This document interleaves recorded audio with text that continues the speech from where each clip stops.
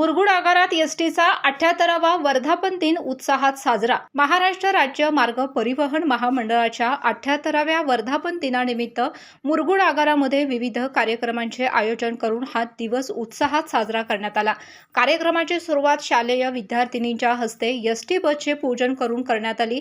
त्यानंतर ज्येष्ठ प्रवाशांच्या हस्ते वर्धापन दिनाचा केक कापण्यात आला। यावेळी उपस्थितांनी एसटीच्या गौरवशाली परंपरेचा गौरव करत प्रवाशांना सुरक्षित व दर्जेदार सेवा देण्याचा संकल्प व्यक्त केला।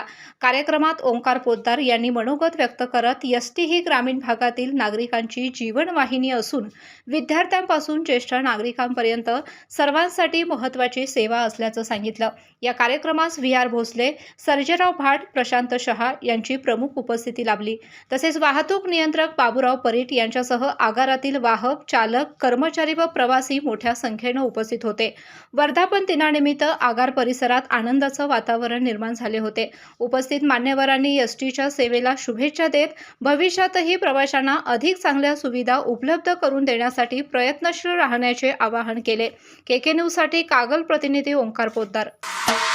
माजी आमदार माननीय ऋतुराज पाटील यांना वाढदिवसाच्या हार्दिक शुभेच्छा। शुभेच्छुक सोहम घोडगिरे, गिरीश देशमुख, धैर्यशील घाडगे, निखिल जोशी।